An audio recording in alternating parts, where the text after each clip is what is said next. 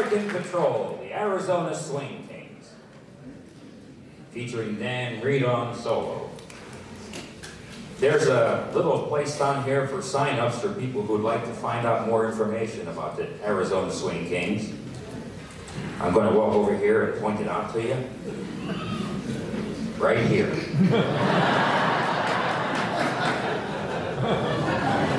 The band thinks I'm funny. Moving right along with the show. Welcome back, friends, and well, since Bob isn't back, we're going to bring out another one of his good friends. He's a man who never passes the buck because the buck, well, stops with him. Not only a great comedian, but also somewhat of a musician. Jack Benny.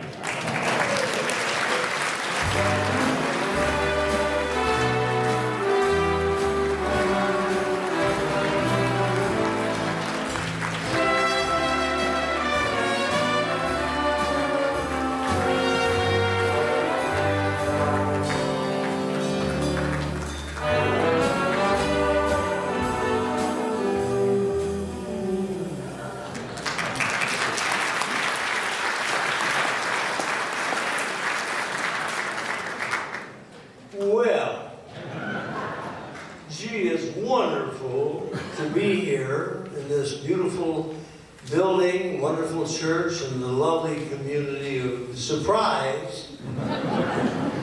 Gee, you know, I was driving around and I don't know why it was, but as I was looking at the places, it reminded me of where I grew up in Waukegan, Illinois.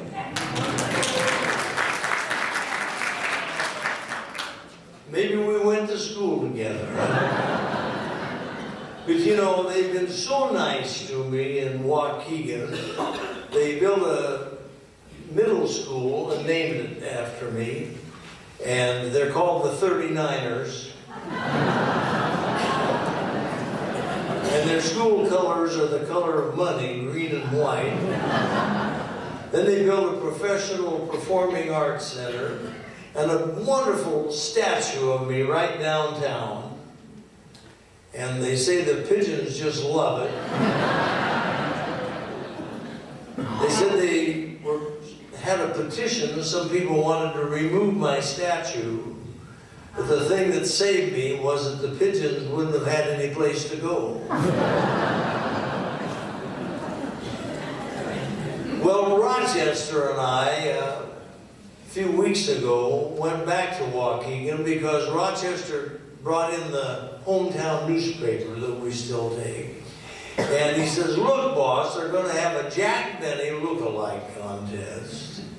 And I love a little joke, so I said, well, pack our things, get us a couple of tickets, we'll fly back to Waukegan. Anonymously, I'll enter the contest.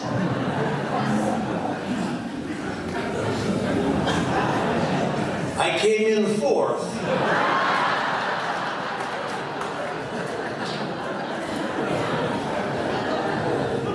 But while I was there, I went in and saw some of my old classmates. One fellow, we were good friends, and he's now the president of the local bank. And he said, Jack, he says, a strange thing happened a few weeks ago. A fellow broke out of jail, was running down the street, and when he went by my bank, he went over to a little tree, broke off a limb, picked all the leaves off of it, ran into the teller, pointed it at her, and says, give me all your money, this is a stick-up.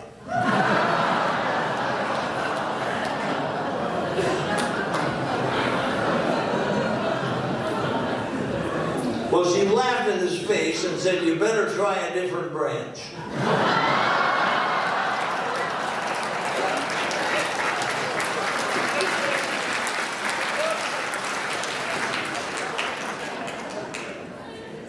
But out in Beverly Hills, where I live, it's a different story. The crooks are really tough out there. One day I was in the bank, they'd called me in, they needed a bailout. And we were standing there, and there was a long line at the teller, and a crook came in with a mask and a gun, and he had a little bag, and he went right up to the front of the line, threw down the bag, and said to the poor girl, behind the counter. He says, "Fill this up, sister, and make it snappy." Well, she was terrified, did exactly what he said, and then he shot her. And then he turned to the first guy in line and said, "Did you see me rob this bank?" The guy said, "Yeah," and he shot him. Then he turned to the next guy and says, "How about you, pal? Did you see me rob this bank?" The guy says, "Oh, no. But my wife did."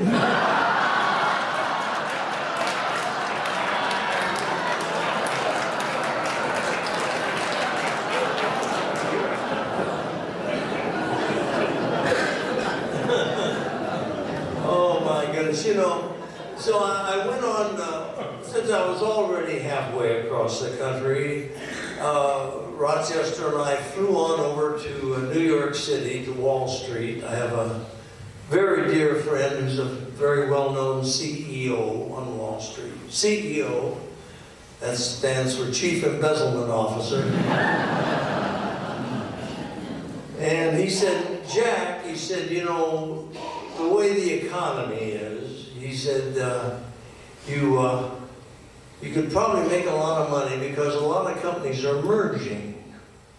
And he said, "Two companies that I know of that are going to do very well, one of them is the Smith & Wesson Gun Company, and the other one is Victoria's Secret.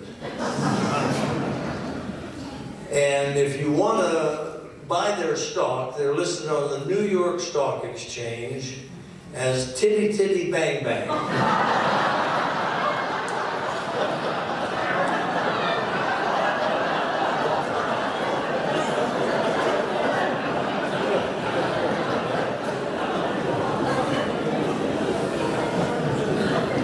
So I bought the stock, and they are doing very, very well if you watch the stock reports.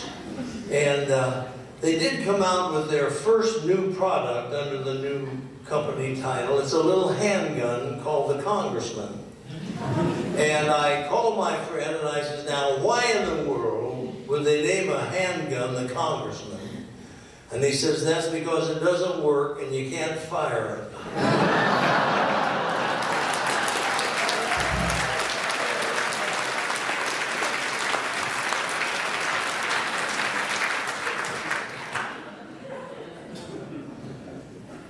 Well, I checked up front before the show, and I said, "Now, when people were calling in for tickets, did they ask if I'd be playing the violin?" And the lady said, "Yes, Jack, they did, but it looks like most of them came anyway." So I brought my violin along. Now, this is, oh, by the way, Rochester, you know, has been with me for many, many years. He's such a loyal guy and works so hard. And so I finally got rid of the Maxwell, the car, and we bought a brand new car. Rochester loves to drive it. And we were in Hollywood a few weeks ago. We were driving down Hollywood Boulevard, and the car in front of us just stopped dead in its tracks, and Rochester hit the brakes, but it was slick, and he just slid up, and our front bumper just lightly tapped the back bumper of that other car. And the door flew open, and a little man, I tell you folks, he was no taller than that. He came running back, waving his arms, screaming. He said, "I want you to know one thing, I'm not happy." And I looked at him for a minute, and I said, "Well, I give up. Which one are you?"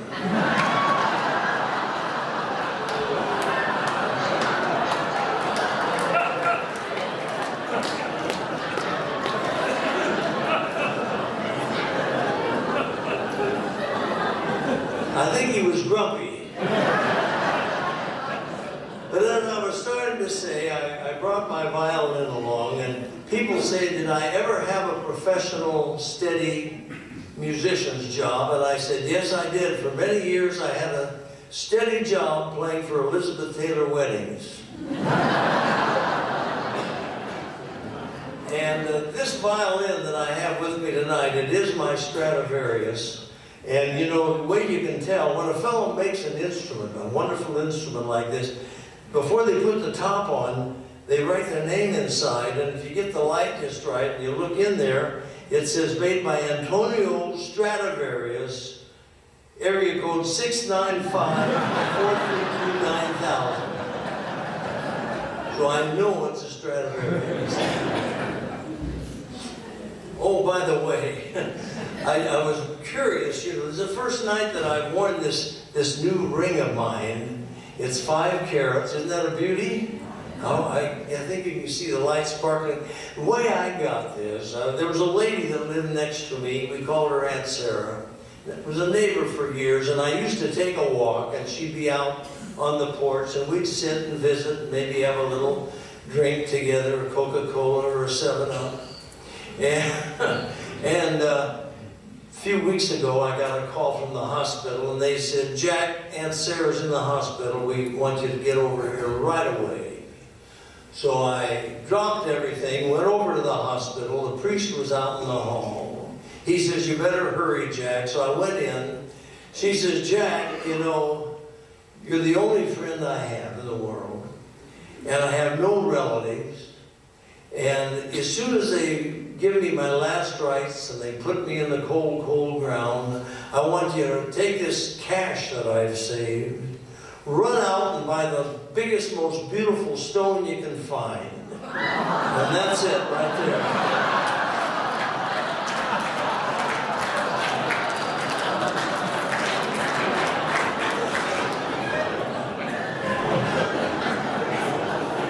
Dear Aunt Sarah,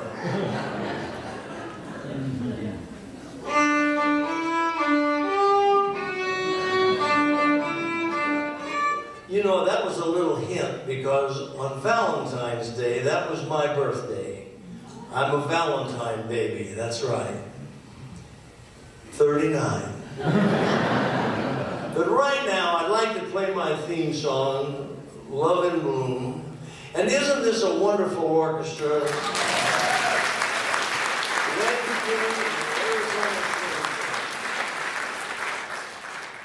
But fellas, I'll do this alone.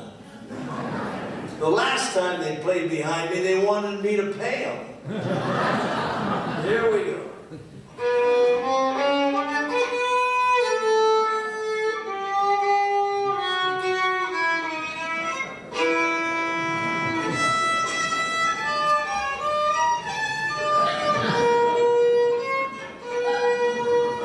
Gee, that would make a gypsy cry.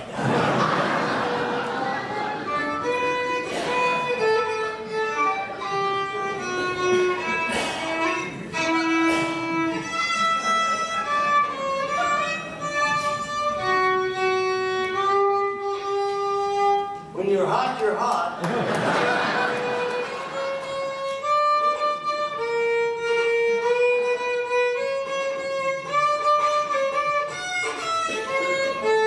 Charlie Daniels, eat your heart out.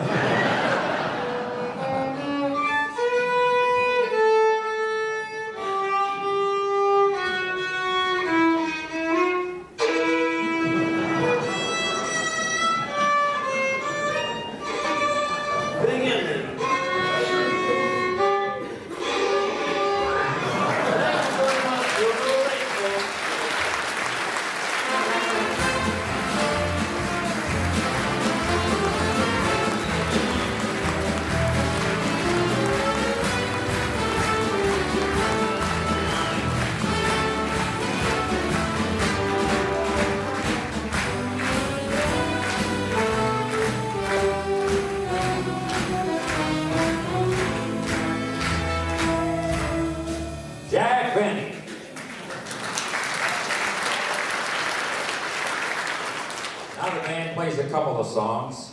First one is Stars and Stripes Forever, a patriotic American march, widely considered to be the masterpiece of composer John Philip Sousa. The piccolo solo will be played by Brian Ather on a very different instrument. Stars and Stripes Forever, Arizona Swing Kings.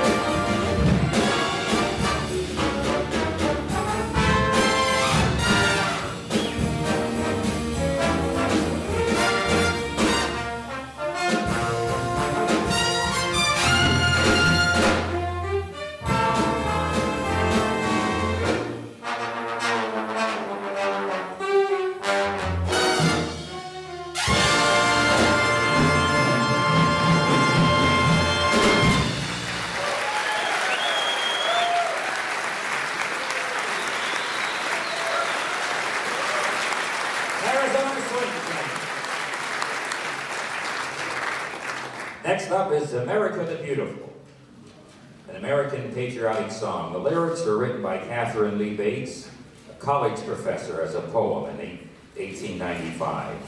The music was composed in 1882 by a church organist and choirmaster, Samuel A. Ward, as part of a hymn. The two did not know each other and never met. Ward's music combined with Bates' poem was first published in 1910 entitled America the Beautiful. Here's the Swing Kings, America the Beautiful.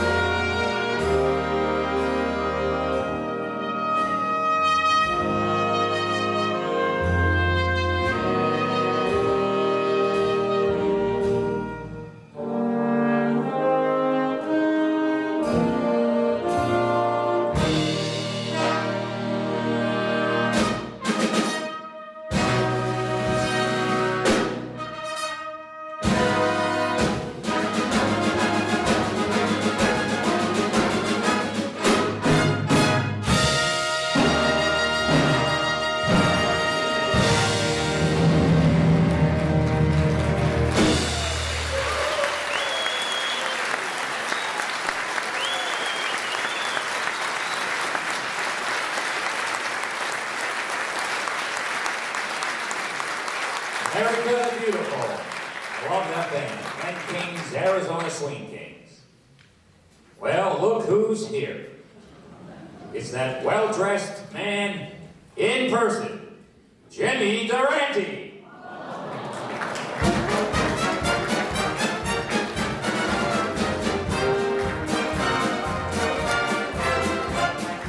Once upon a time they played the rodeo go, but that was long ago. Everybody started in the group what we do, but they got tired of that, you know. How about this band? Everybody's putting in extra notes. Durante will ignore it, but the tune for you and me is that swinging symphony.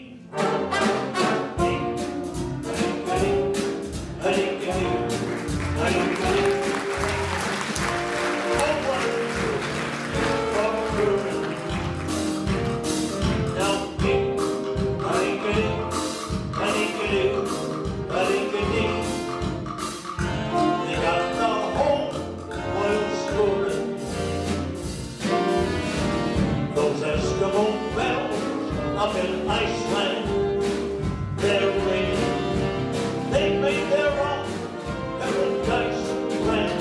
Sing, gun, I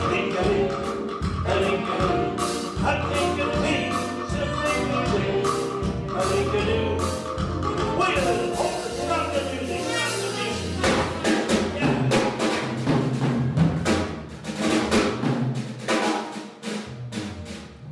There's a fella going into business for himself. When he was just a little kid, his daddy told him to beat it, and he thought he meant the drums. Yeah. Boy, you know, I just got back from Ireland. Anybody here with Irish blood in your veins? How many of you got Irish whiskey in your veins? That always gets more applause. But I was over in Ireland and I was driving around in a rental car. I pulled into a little town late in the afternoon. There was a fellow standing there. I said, "Excuse me, sir, are there any restaurants in this town?" He said, "Yeah, we've got 2 of them." I says, "Well, which one would you recommend?" He said, "Well, let me put it this way. Whichever one you go to, you're going to say I should have gone to the other place." Anyway, it was getting a little late and I didn't want to try to find my way back to Dublin. So I saw a little country inn there and I checked in, a little 3-story place. And it looked like rain, and I needed to go out and get something to eat, so I put my hand out the window to see if it was going to rain yet. Something fell right into my hand. I looks at it, I couldn't believe it. I looks up, there's a lady looking down at me. She says, "I dropped something, did you happen to catch it?" I said, "I think I did." She said, "Could you bring it up to me?" So I climbed up 3 flights of stairs. She's standing out in the hall. I put out my hand, he said, "Is this what you dropped?" She said, "Oh, yes, thank you." And she grabbed it, popped it back in. It was her glass eye. I said, "Well, I'm glad I could be of service." She says, "Well, I want to show my appreciation. I just bought a new bottle of Irish whiskey. Come in and let's have a little thank you toast." I said, "I guess it wouldn't hurt." So we went in and had a little Irish toast. And then I said, "Well, I got to get out and go get something to eat." She says, "Oh, no, you don't." She says, "I just put on a pot of Irish stew." She says, "Stay and eat with me." I said, "Well, I guess it wouldn't hurt." So we sat down and had a nice bowl of Irish stew. And I said, "Well, now I really do need to get back down to my room. I want to get a good night's sleep so I can drive back to Dublin early tomorrow." She says, "Oh," she says, "I'm alone. You're alone." She says, "Please stay and visit for a while. Maybe I can put on a record and we could even have a little dance." I said, "Well, I guess it wouldn't hurt." So she put on a record. She walks over to me, folks. She pressed her body against mine, put her arms around my neck, blew in my ear, puckered up to give me a great big kiss, And I said, wait a minute. Do you treat every strange man like this? She said, only the ones that catch my eye.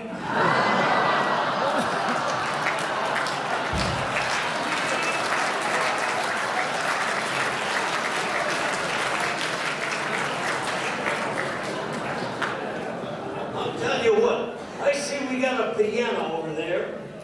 What do I do? Take this microphone with me? This one over there? Excuse me, boy. I see an 88 and I can't keep my fingers off of it. All right. One of them electric pianos, I guess. All right. Are you ready? How you doing, Howard? Let's have a nice hand for Howard, our announcer. You gotta start every day with a song. Mr. Durante, what's in the bag? Even when things go wrong. Oh, Mr. Durante, let me see what's in the bag.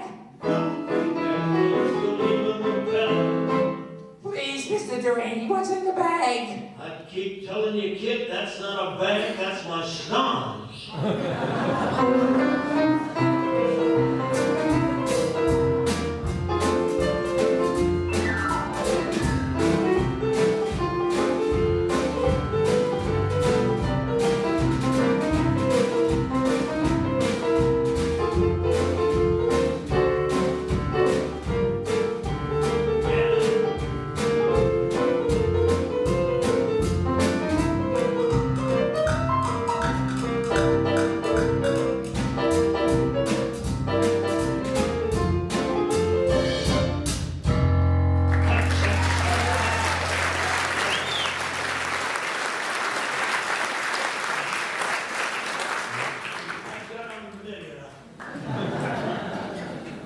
You know, I had a nightmare the other night. It was terrible.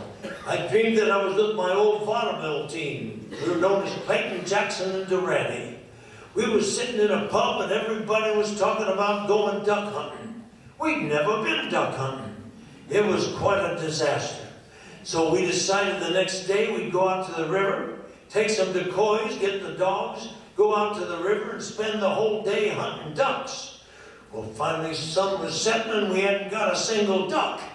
I said to the fellas, why do you think we're not getting any ducks?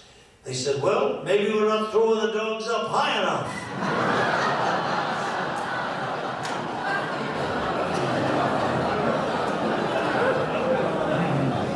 So we loaded everything up in the old truck and we're driving back to town. Clayton was the dancer. Jackson was the singer, and of course I was the piano player. We're singing our old songs, driving back to town, and in this dream we had to go up way on this cliff and around a bend. And we just started around the bend. Here come up 18-wheeler, he blew his siren, and we went right over the edge and fell to the rocks, all three of us stone cold dead. Immediately, we ends up at the pearly gates. St. Peter's there, and he says, I've been waiting for you fellas. We says, what's the rules to come into heaven? He says, well, let's see, for you boys, only one rule. Never step on a duck. Well, we went in and hadn't been there 10 minutes. The poor old Clayton stepped on a mallard. That old duck started quacking and making a fuss. We looks up. Here comes a guardian angel with the ugliest woman we'd ever seen. When she was alive on Earth, she needed 2 tickets if she went to the zoo. One to get in and one to get out.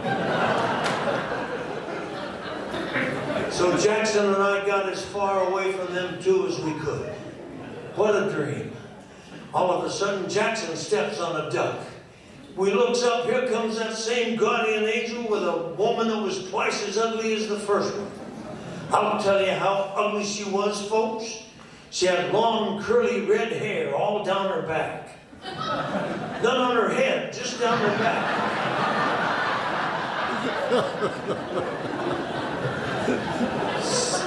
The angel says, that's your fate for stepping on a duck. So I got as far away from them as I could. In Earth time, it seemed like years had gone by. I'd kept all the ducks away from me. And then, one day I hear a noise, I look up, Here comes that same guardian angel, but this time, folks, let me tell you, he had the most gorgeous woman I've ever seen. A beautiful hair, beautiful smile, dimples, beautiful lips, perfectly proportioned. He handcuffed us together, and he said, "That's your fate for eternity," and he walks away. Well, I looked up at that beautiful creature. I said, "What do you suppose I could have done to deserve anybody like you?" She says, "I don't know about you, but I stepped on a darn duck."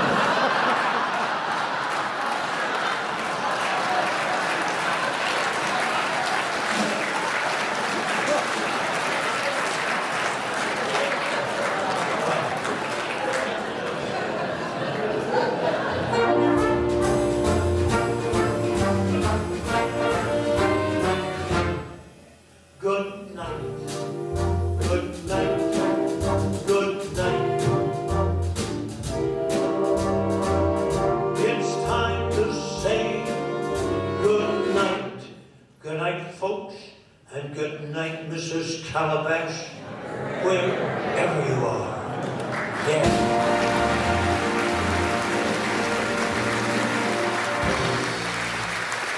Thank you, folks. Have a good one. Give me your hand.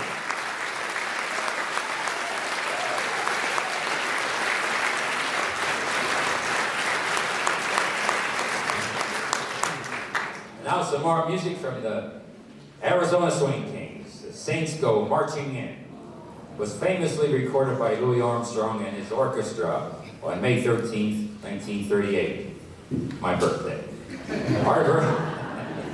Our version of the song was arranged by Dave Wolpe, a Florida trombonist who has been composing and arranging great big band music since 1965. Now the Swing King with this new arrangement featuring soloist Gene Iannetta on clarinet and Bill Throssell on trumpet. When the Saints Go Marching In, take it away, Lenny!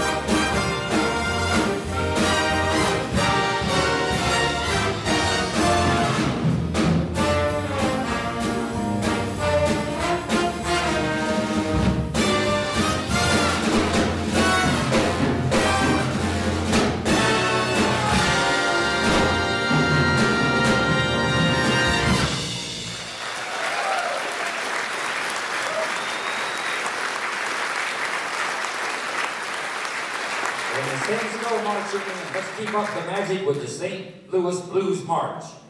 a popular American song composed by W.C. Handy in the blues style and published in September of 1914. Not my birthday. The 1925 version sung by Bessie Smith and the 1929 version by Louis Armstrong were both inducted into the Grammy Hall of Fame. St. Louis is the home of the National Blues Museum. Ed Zacco featured on the drums, and the trumpet soloist is Terry McPhee. The St. Louis Blues March.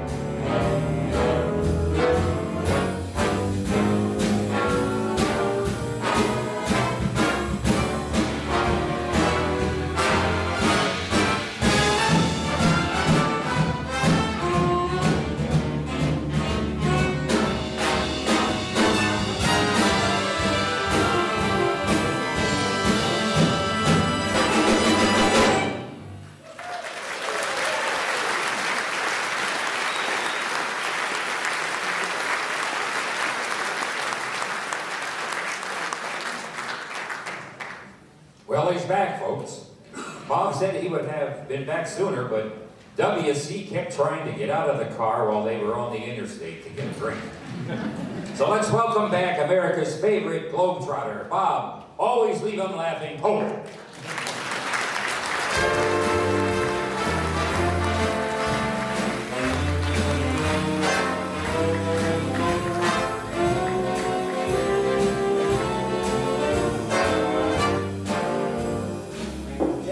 Thank you so much.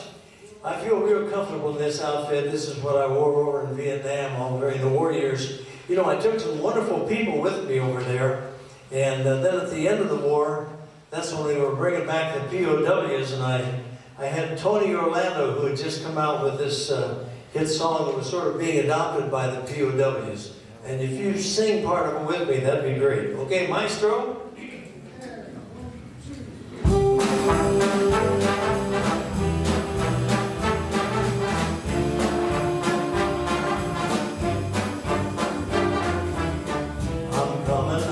I've done my time. Now I've got to know what is and isn't mine. If you receive my letter telling you I'd soon be free, then you know just what to do. If you still want me, I wrote and told her, please join me. Just tie the yellow ribbon around the old tree.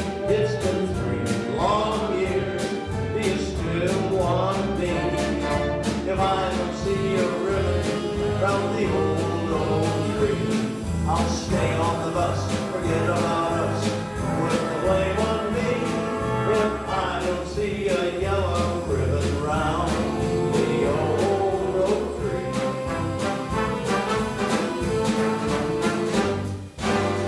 Bus driver, please look for me,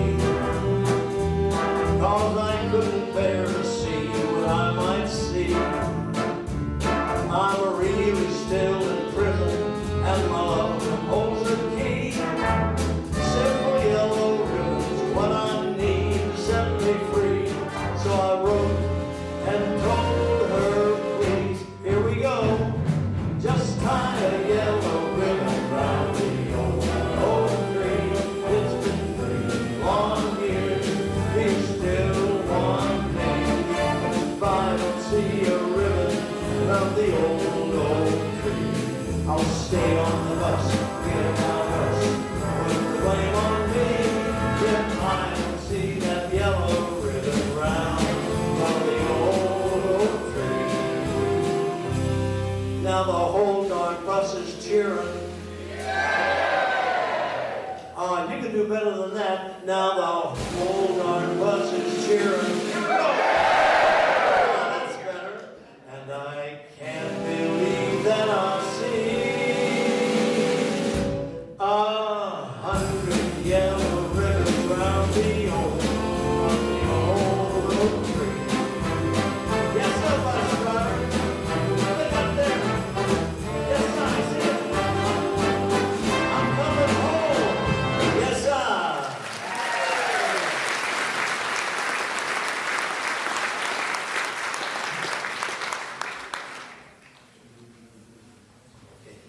All right, you don't mind if we run over just a few minutes, do you? I gotta tell you, when I was in Vietnam, I was taking all these wonderful, good-looking girls, beauty queens, Miss World, Miss USA over, and then on one of the end of the tours, I decided to take somebody else, Neil Armstrong, the man that walked on the moon.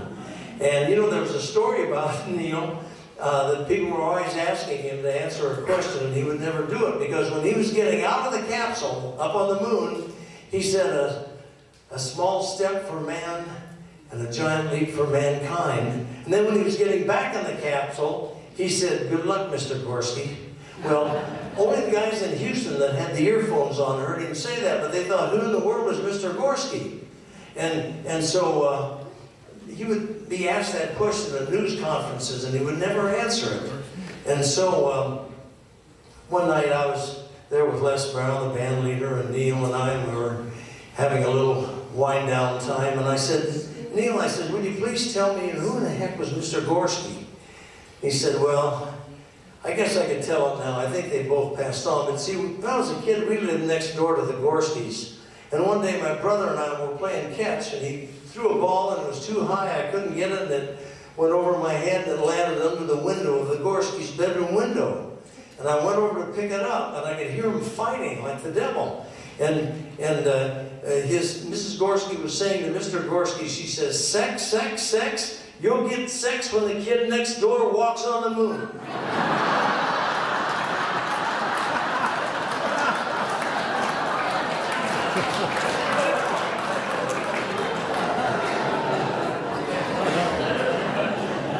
Here are some songs that I used to do back during World War II on all the USO shows.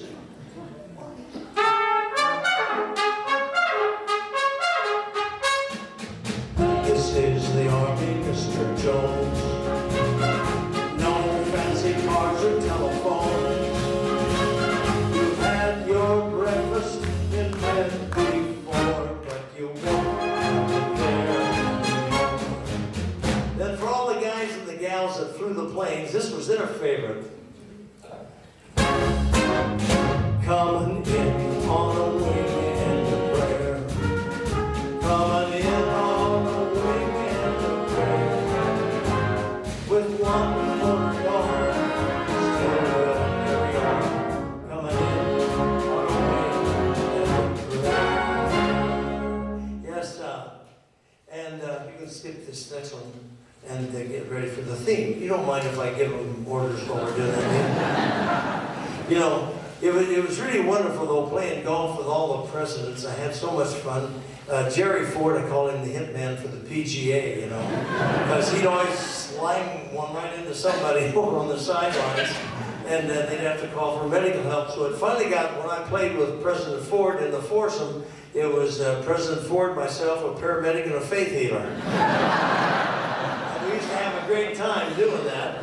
And then, of course, I had a lot of fun playing with Richard Nixon, and we used to go there and stay at the White House, my wife and I. And one weekend we showed up, and the press secretary met us out in front. He said, I'm sorry, I don't think you should stay here. The president says they're having a little political row, but we reserved a room for you over at the Watergate Hotel. They got a lot of vacancies this week. So we went over and checked in, and Dolores, she's a little nervous, and about bedtime, she says, Bob, she says, I'm afraid they might have a hidden microphone and recording our conversations. I said, oh, honey, they wouldn't care to say or hear anything we had to say. And she said, well, will you check it out? So I looked behind the pictures and the telephone and the water pitchers and the flowers and looked all over. I said, no, there's no hidden microphone here. She says, but Bob, look at that little rug in the middle of the room. I bet it's under there. So I pulled the rug back, and there was a little metal plate all about 10 inches or so. And she said, well, can you raise that up? Well, I carry a little screwdriver with me, so I undid the screws, raised up the plate, and there was a hole about that big around in the floor. Just a little hole. I said, no, there's nothing there at all, honey. So I put it back in place. The next morning when I went down to check out, the young man at the desk, he says, Mr. Hope, did you have an okay night? I said, oh, it was great. We had a wonderful time. Peaceful room, beautiful room. He said, boy, that's a relief. I said, well, what do you mean by that? He said, well, the room below you was a honeymoon couple and the chandelier fell on them.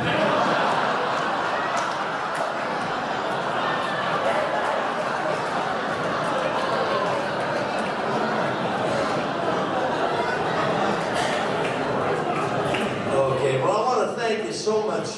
You've been a wonderful, wonderful audience. One of the best I've had. And after the show, I always like to come out to the lobby area. And if any of you have a Bob Hope story or a Red Skelton story you'd like to share with me, I'd love to hear them. And right now, I'd like to do my theme song. I never have a complete show without it. Maestro. It's from the movie The Big Broadcast of 1958.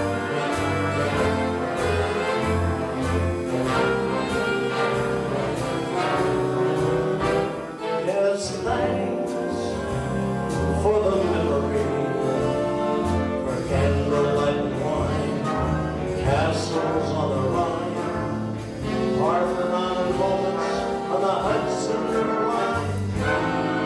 I thank you so much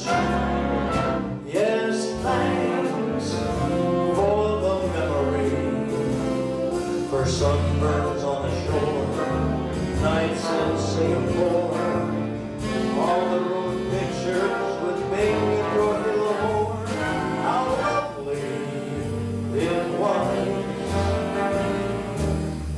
And these the times that we feasted,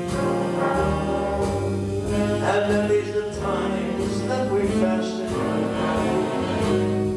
Gee, it was swell while it lasted. We sure had fun, no harm done. Yes, thanks for the memory. And strictly on canoe, darling, how are you? How are all your little dreams that never did come true? Often that I met you, cheerio and thank you so much.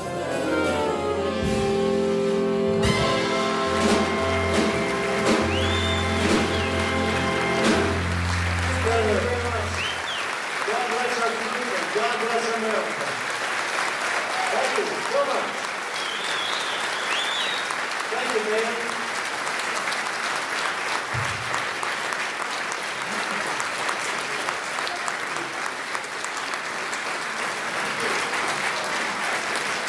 Now, April and Paris.